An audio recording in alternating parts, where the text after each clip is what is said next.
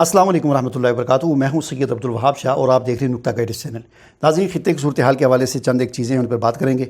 एक तो हम आज बात करेंगे पाकिस्तान में क्रिप्टो करेंसी यानी बिटकॉइन की फैक्ट्रियाँ जो है वो लग रही हैं और पाकिस्तान ने इसके लिए बिजली मुख्तस कर दी है, इस पर बात करेंगे।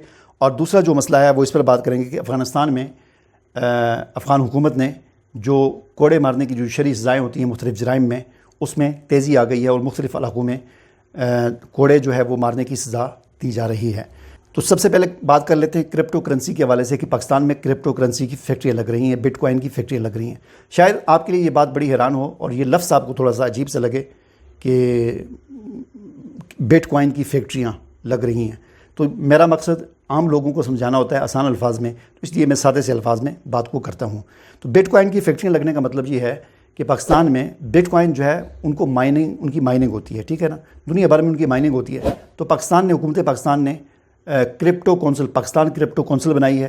इस पाकिस्तान क्रिप्टो कौंसिल में जो है वो बाइनांस, जो क्रिप्टो की एक बहुत बड़ी कंपनी है, दुनिया की शायद सबसे बड़ी कंपनी है बाइनांस, उसके जो बानी हैं वो भी हमारी पाकिस्तान क्रिप्टो कौंसिल के मुशीर हैं, इसके मेंबर हैं।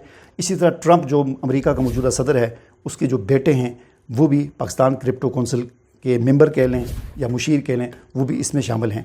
तो इस एतबार से पाकिस्तान ने अगरचे बहुत देर से क्रिप्टो कौंसिल बनाई है, सरकारी सतह पर बाकायदा इस पर काम का आगाज़ किया है, लेकिन इसमें जो लोग शामिल हुए हैं वो इंटरनेशनल सतह के हैं। एक तो ट्रंप के बेटे हैं और दूसरा बाइनांस कंपनी का जो बानी है वो पाकिस्तान की क्रिप्टो कौंसिल का मुशीर है।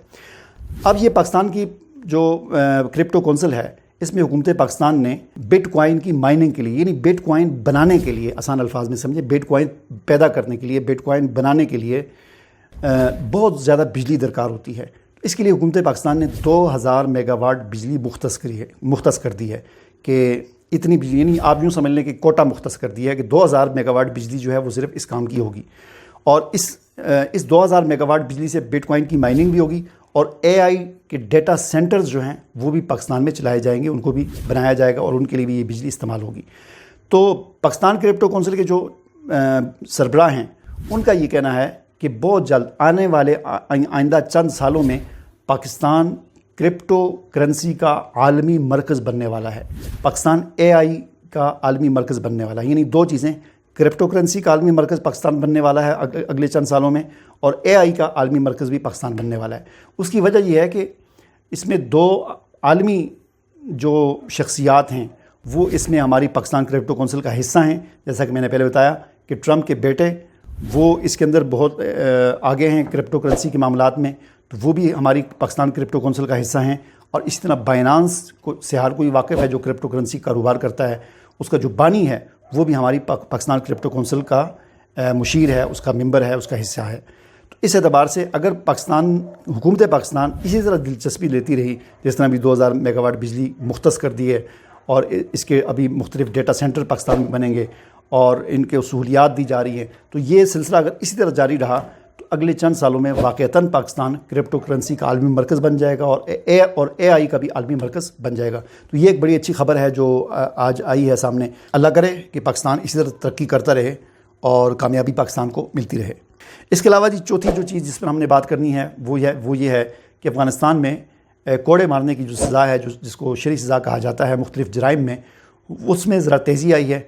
और उनके अमीर जो है मुल्ला हैबतुल्लाह, उन्होंने पिछले 10-15 दिन में 2-3 दफ़ा ये आर्डर जारी किया है कि जराइम में जो शरई सज़ाएँ हैं उनको नाफिज किया जाए। तो कल या परसों जो है काबुल में 18 अफराद को कोड़े मारे गए।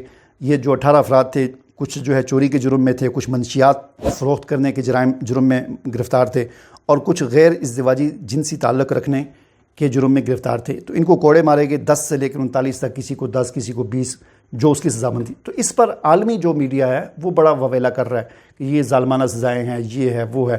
तो हमें ये सोचना चाहिए कि देखें, हर मुल्क का अपना एक निज़ाम होता है।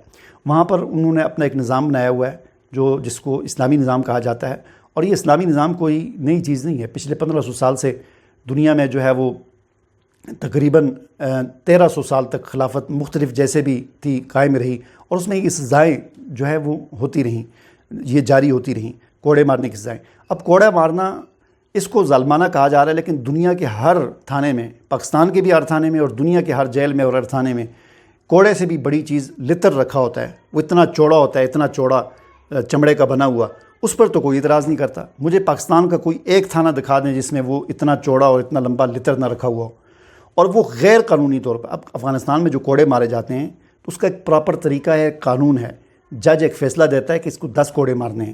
اب ایسا نہیں ہوتا کہ بھائی جو کوڑا اٹھایا مار دیں، کوڑا بھی قانون میں طے ہوتا ہے کہ کوڑا کتنا چوڑا ہوگا، کتنا موٹا ہوگا، کتنا لمبا ہوتا ہے، وہ بھی طے ہوتا ہے۔ اور پھر مارنے والا بھی ایسا نہیں ہوتا کہ جو مرضی اٹھ کے مار لے، وہ مارنے والا بھی طے ہوتا ہے کہ فلاں مارے گا۔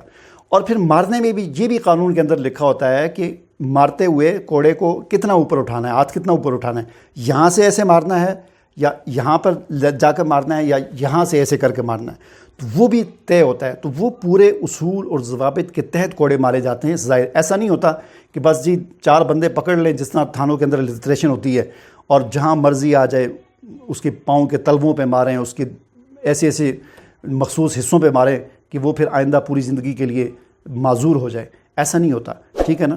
تو پورے ایک پراپر طریقہ ہوتا ہے، اس طریقے سے ایک سزا دی جاتی ہے، اور مارنے والے کو بتایا جاتا ہے کہ آپ نے ہاتھ کو یہاں تک اٹھانا ہے، یہاں تک اٹھانا ہے یا یہاں تک اٹھانا ہے، اور پھر مارنا، اس طریقے سے مارا جاتا ہے۔ اب دنیا کے اندر جو کام غیر قانونی طور پر ہوتا ہے اس پر تو کوئی آواز نہیں اٹھا رہا، اور جو ایک پراپر طریقے کے مطابق ہر چیز لکھی ہوئی ہے اس کے مطابق ہو رہا ہے، اس پر اعتراض کیا جاتا ہے۔ تو یہ غلط بات ہے، اس طرح نہیں ہونا چاہیے۔ مجھے اجازت دیجیے، اللہ حافظ۔